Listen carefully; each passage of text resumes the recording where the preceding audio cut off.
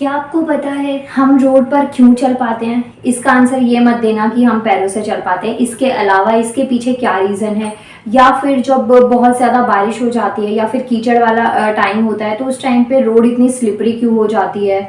और जो moving vehicles होते हैं, मतलब कोई कार है, स्कूटर, बाइक, रिक्शा, कुछ भी अगर ऐसी चीज़ चल रही है तो उसको रोकने के लिए हम ब्रेक्स अप्लाई करते हैं तो क्या होता है। क्या कुछ ऐसे क्वेश्चंस आपके माइंड में आते हैं? और इसके अलावा एक सबसे प्यारा सा एग्जांपल तो देना ही भूल गई मैं आपको। लाइक आप स्केटिंग कर रहे हैं कहीं पे, या फिर जो स्लाइड लेते हैं, ऐसे स्लाइड होती है ना, ये झूला आपने देखा होगा, ये वाली राइड, जैसे स्लाइड वाली, तो उसमें ऐसा क्या होता है, मतलब इन सब के पीछे का जो ये प्रोसेस है, इसमें फिजिक्स होती है, ये तो सबको पता होगा क्योंकि डे टू डे लाइफ में फिजिक्स का बहुत मेजर रोल है। इवन केमिस्ट्री और बायो का भी है, लेकिन फिजिक्स पढ़ा रही हूँ तो इसलिए मैं फिजिक्स का ही गुणगान करूंगी गाइस। तो my dear viewers, welcome back to Physics Phantom. Again I am back with another video and my name is Manisha, और आज मैं आपको डे 4 करवा रही हूँ। मतलब आज हमारा 30 डेज चैलेंज का डे 4 है, जिसमें मैं आज का जो टॉपिक है वो है फ्रिक्शन। फ्रिक्शन मीन्स कि घर्षण क्या होता है, कैसे होता है, क्यों होता है, और उसके क्या एडवांटेजेस हैं, क्या डिसएडवांटेजेस हैं। तो आज की इस वीडियो में हम यही सब कुछ करने वाले हैं। तो ये बोलने की जरूरत नहीं होनी चाहिए कि आपको वीडियो को लाइक करना है। अगर अच्छी लगे तो लास्ट तक देखिएगा, अच्छी लगे वीडियो तो लाइक करिए, अदरवाइज कोई जबरदस्ती नहीं है। नाउ टॉपिक है हमारा फ्रिक्शन। फ्रिक्शन क्या होता है, एग्जाम्पल मैंने दे दिए हैं। वैसे आप में से बहुत सारे लोगों को इस बात का आंसर पता होगा कि ये सब फ्रिक्शन की वजह से होता है, लेकिन फ्रिक्शन में भी बहुत सारे टाइप्स होते हैं, बहुत सारी चीज़ें हैं फ्रिक्शन से रिलेटेड, जो अभी आने वाली 2 क्लासेस में मैं फ्रिक्शन ही समझाने वाली हूँ। फ्रिक्शन ही पढ़ेंगे, फ्रिक्शन के बारे में ही सुनेंगे, हर जगह फ्रिक्शन फ्रिक्शन फ्रिक्शन ही आपको सुनने को मिलेगा। सो जो भी मैं आपको समझाऊंगी उसे डे टू डे लाइफ से कनेक्ट करना, ताकि आपको चीज़ें याद रहें और उन चीज़ों को आप इमेजिन करके भूले ना।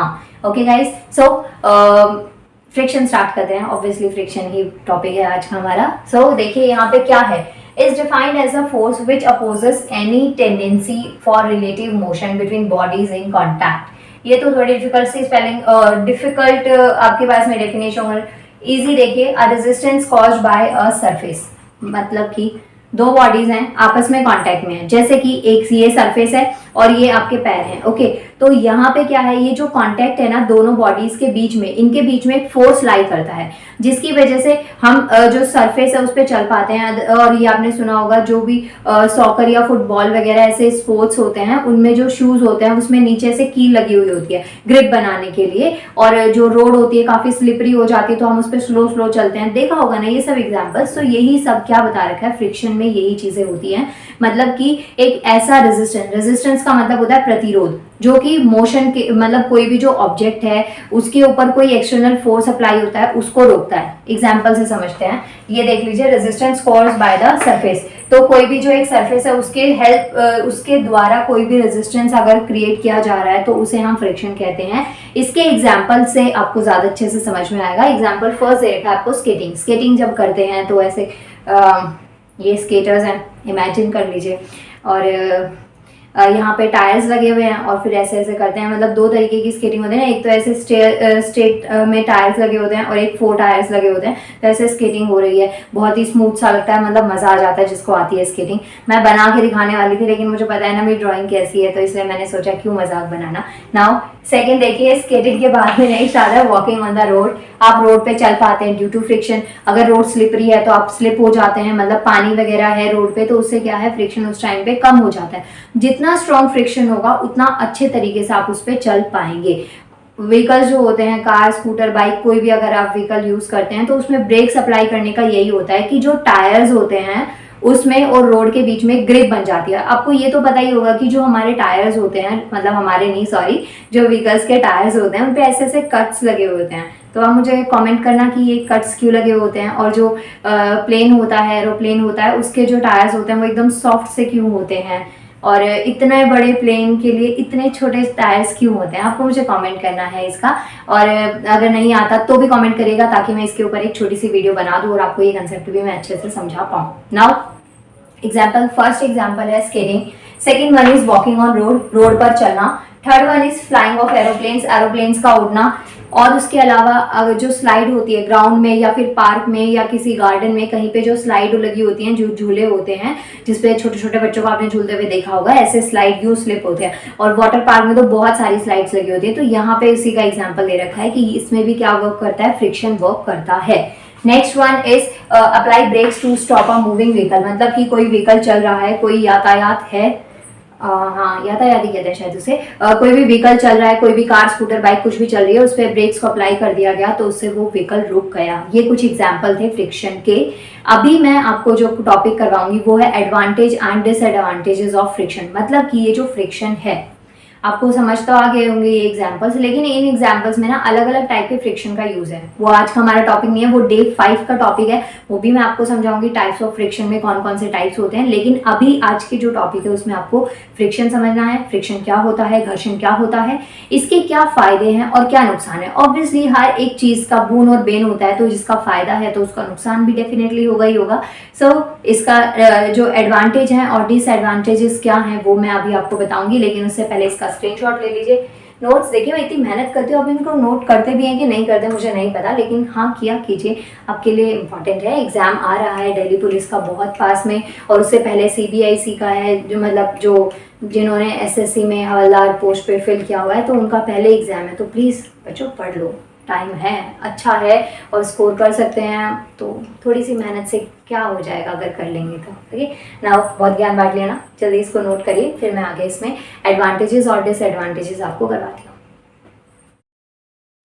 अब आपके पास में आता है advantages and disadvantages of friction, मतलब ये जो फ्रिक्शन है, घर्षण है, इसके क्या फायदे हैं और क्या नुकसान है। पहले मैंने डिसएडवांटेज लिखे हैं, वैसे होना चाहिए पहले एडवांटेजेस, लेकिन क्या करें मैंने इसलिए लिख दिया क्योंकि ना यहाँ पे मैंने जब ऐसे बीच में पार्टीशन किया ना तो इस साइड कम स्पेस था और इस साइड ज़्यादा था। और जो एडवांटेजेस है मतलब फ्रिक्शन के जो फायदे हैं ना वो बहुत ज़्यादा है और डिसएडवांटेजेस बहुत कम है, इसलिए मैंने कम वाले में डिसएडवांटेज लिख दिए। लेकिन आपको तो दोनों ही समझने हैं, इसलिए पहले डिसएडवांटेज समझाती हूँ, उसके बाद में हम करेंगे इसके एडवांटेजेस। सो देखिए, फर्स्ट जो इसमें डिसएडवांटेज दे रखा है फ्रिक्शन का क्या है, causes sparks, over heating and machines break down. जो फ्रिक्शन है ना अगर वो ज़्यादा हो जाता है तो उसकी वजह से स्पार्क हो जाता है। स्पार्क को एक्सप्लेन मैं करती हूँ, 1 मिनट। स्पार्क का मतलब जैसे कि एक चिंगारी टाइप में उठती है ना, इस तरीके से स्पार्क होता है। और या फिर जो मशीन है वो टूट जाती है, ब्रेक डाउन हो जाता है उसमें, जैसे कि मशीन का फूक जाना। अब ये एक कंसेप्ट है, इसको मैं समझाती हूँ क्या होता है इसमें।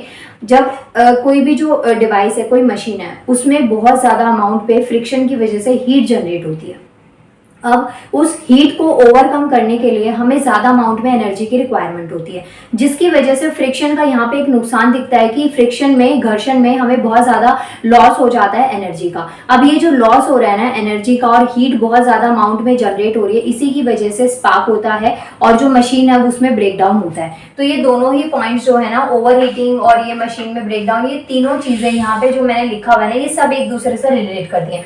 फर्स्ट में देखिए, कॉजेज स्पार्क, स्पार्क होता है ओवर हीटिंग, मतलब ज्यादा हीट हो जाती है और जिसकी वजह से जो मशीन है वो क्या हो जाता है, उसमें ब्रेक डाउन, मशीन में किसी टाइप का डैमेज हो जाता है। नाउ जो सेकंड इसमें दे रखा है आपको, friction between tyres and the vehicles of the road. जो फ्रिक्शन होता है टायर्स के बीच में और जो व्हीकल के टायर्स होते हैं उसके बीच में और रोड के बीच में फ्रिक्शन अप्लाई होता है, ये आपको पता है। जिसकी वजह से, फ्रिक्शन की वजह से आप क्या करते हैं, ब्रेक्स को अप्लाई करते हैं। ब्रेक अप्लाई करने से वो व्हीकल रुक जाता है, ये तो इसका फायदा हो गया। लेकिन इसका नुकसान ये है कि ऐसा करने से अगर आपने मतलब कि ऑल ऑफ सडन आप ब्रेक अप्लाई करते हैं या ज्यादा टाइम पर ऐसा बार बार होता रहता है, तो जो टायर्स है ना उनकी ग्रिप खत्म हो जाती है और टायर्स भी ज्यादा लेवल पे जाते, मतलब ज्यादा यूज में आने की वजह से क्या हो जाता है, डैमेज हो जाते हैं। लेकिन ये कोई टाइप का मुझे डिसएडवांटेज दिखता नहीं है, क्योंकि कोई चीज अगर आप यूज करेंगे तो ऑब्वियसली उसमें नुकसान तो होता ही होता है ना। तो यहाँ पे है, बट देना है आपको डिसएडवांटेज में, तो आप ये लिख सकते हैं पॉइंट को। फर्स्ट तो आप मशीन का बता सकते हैं, ओवर हीटिंग हो जाती है, स्पार्क हो जाता है, ओवरलोडिंग हो जाती है, जिसकी वजह से मशीन में डैमेज आ जाता है। नेक्स्ट पॉइंट में आप ये टायर्स का एग्जांपल ले सकते हैं। एंड जो थर्ड पॉइंट है उसमें आप लिखेंगे कि जो एनर्जी है बहुत ज्यादा उसका लॉस होता है। वजह मैंने आपको बता दी, मशीन जो है, कोई भी जो मशीन है वो हीट जनरेट करती है और वो फ्रिक्शन की वजह से हीट एक टाइम के बाद में बहुत ज्यादा जनरेट होने लग जाती है। अब उस हीट को ओवरकम करने के लिए आपको किसकी जरूरत होती है, फ्रिक्शन की जरूरत होती है। इसकी वजह से क्या होता है, मतलब ज्यादा उस हीट को ओवरकम करने के लिए आपको ज्यादा अमाउंट में एनर्जी की रिक्वायरमेंट होती है। गर्मी की वजह से शायद मेरा दिमाग खराब हो गया आज। तो यही है गाइस कि फ्रिक्शन में ज़्यादा अमाउंट में जो एनर्जी है ना उसका लॉस होता है। सो ये थे डिसएडवांटेज, आपको ये लिखने हैं डिसएडवांटेज। अब लिखते हैं एडवांटेज। एडवांटेज मतलब कि इसके क्या क्या फायदे हैं। फर्स्ट एडवांटेज देखिए, जो स्लिपी रोड होता है, स्लिपी रोड है, चाहे बारिश की वजह से गीला हुआ है या जहाँ पे ऑयल है या ग्रीस वगैरह कुछ लगी हुई है, तो उस रोड पे ना चलना मुश्किल होता है। या फिर घर पे बहुत अच्छा एकदम नया सा मार्बल लगा है ना और अभी अभी नया घर बना है, तो उस टाइम पे ना बहुत ज्यादा स्लिपरी होता है वो। जब ऐसा स्लिपी रोड होता है या फ्लोर है तो उस पर चलना बहुत ज्यादा मुश्किल है।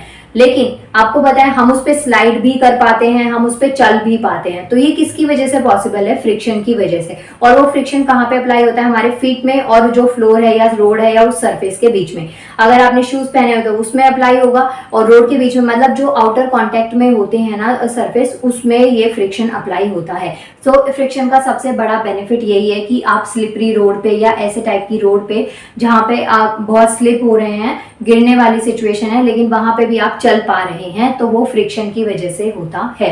यही वजह होती है जो फुटबॉलर्स होते हैं या सॉकर जो खेलते हैं, उनके जो शूज होते हैं उनमें ऐसे कील्स लगी होती हैं। ये 9th और 10th में ये चीजें आपने पढ़ के ही शायद बड़े हुए होंगे, नहीं पढ़ा तो आप पढ़ लीजिए, क्योंकि आप ना कुछ भी पढ़ाई से भाग लीजिए, आपको पढ़ना पड़ेगा। अगर आपको एक्चुअल में कहीं पे स्टैंड करना है तो डेफिनेटली पढ़ना पड़ेगा, भागना कोई ऑप्शन है ही नहीं। सो ये फर्स्ट पॉइंट हो गया, friction between our feet and the ground help us to frame a grip on a ground and the walk safely, मतलब हम सेफली चल पाते हैं। नेक्स्ट आता है not possible to light up the match stick. अब देखिए, जो मैच स्टिक है मतलब माचिस की जो डब्बी है, उसमें जो एक स्टिक आपने निकाली उसका जो हेड होता है, जैसे ये है मैच स्टिक, कुछ ज्यादा ही मोटी हो गई ना, आपको इमेजिन करना है ना, तो ये मैच स्टिक हो गई है और इसका जो ये हेड है, इसके जो लेटरल सरफेस है, ये मेरी फिंगर लेटरल सरफेस है, माचिस की जो डब्बी होती है उस पर हम ऐसे करते हैं ना। देखिए माचिस जलाना सिखा रही हूँ, आपको सबको ही आती होगी, थोड़ा इमेजिन करिए, थोड़ा इमेजिन करेंगे ना आपको ये चीजें समझ में आएंगी। तो मैच स्टिक जो है वो लेटरल सरफेस पे मतलब माचिस के डब्बे से जब उसको ऐसे किया जाता है तो उसमें भी क्या हो रहा है, फ्रिक्शन अप्लाई हो रहा है। अगर नहीं होता तो मैच स्टिक जल नहीं सकती, मतलब माचिस को जलाना पॉसिबल नहीं होता। और आप प्लीज ये मत कहना कि कैंडल ऑन करके हम कैंडल को जला के उससे भी आप जला सकते हैं, वो तो आप हैं अफलातून बच्चे, उसमें कोई डाउट नहीं है, टैलेंट बहुत ज़्यादा है हमारे भारत देश में। लेकिन यहाँ पे बात हो रही है फ्रिक्शन की, तो प्लीज़ उसके साथ मजाक मत करना। यहाँ पे सिर्फ ये बता रखा है कि जो माचिस है उससे जो लाइट निकल पा रही है वो भी फ्रिक्शन की वजह से है। दोनों तरीके मैंने आपको बता दिए। जो माचिस का हेड होता है, स्टिक जो होती है उसका जो हेड होता है वो लेटरल सरफेस से कॉन्टैक्ट में आके क्या करता है, फ्रिक्शन। ओके, नाउ नेक्स्ट जो टॉपिक मतलब नेक्स्ट जो एग्जाम्पल है वो है possible to stop a moving vehicle by applying brake. ये क्या करवा रही हूँ आपको, एडवांटेज, मतलब कि जो फ्रिक्शन है इसके क्या फायदे हैं ये आपको बता दिया। जो व्हीकल है उसके टायर्स और ब्रेक के बीच में फ्रिक्शन अप्लाई हो जाता है, या फिर जो रोड होता है और टायर होते हैं उसके बीच में फ्रिक्शन अप्लाई हो जाता है, जिसकी वजह से जैसे ही आपने ब्रेक अप्लाई किया उस टाइम पे जो कार है या जो भी व्हीकल है आपके पास में वो ऑटोमेटिकली स्टॉप हो जाता है। सो ये थे कुछ डिसएडवांटेज इधर इधर, और ये हैं कुछ एडवांटेजेस कि इसके क्या फायदे हैं और क्या नुकसान है फ्रिक्शन के। दोनों पॉइंट्स मैंने आपको समझा दिए, फ्रिक्शन क्या होता है ये भी आपको बता दिया है। सो फटाफट से गाइस स्क्रीनशॉट ले लीजिए और नोट कर लीजिए तो ज़्यादा अच्छा रहेगा, आपको याद हो जाएंगी चीज़ें। और इसके बाद में अब मिलते हैं नेक्स्ट वीडियो में। ये कौन सा डे है, डे 4 है। यस, ये देखिए, अच्छा ये ना ये डे 4 है, ये मत सोचना इसका 4 पता नहीं मैंने क्यों लिखा है, ये डे 4 है। फ्रिक्शन हो गया आपका। अब नेक्स्ट जो टॉपिक है वो है टाइप्स ऑफ फ्रिक्शन। जो हमने अभी फ्रिक्शन टॉपिक पढ़ा, घर्षण पढ़ा, इसके कौन कौन से प्रकार होते हैं ये आपकी डे 5 की क्लास में मैं आपको समझाऊंगी। सो मिलते हैं नेक्स्ट वीडियो में। वीडियो को लाइक करना है, चैनल को सब्सक्राइब करना है और अपने दोस्तों और दुश्मनों में जहां तक मेरी वीडियोस को पहुंचा सकते हैं ना पहुंचा दीजिए। Thank you so much.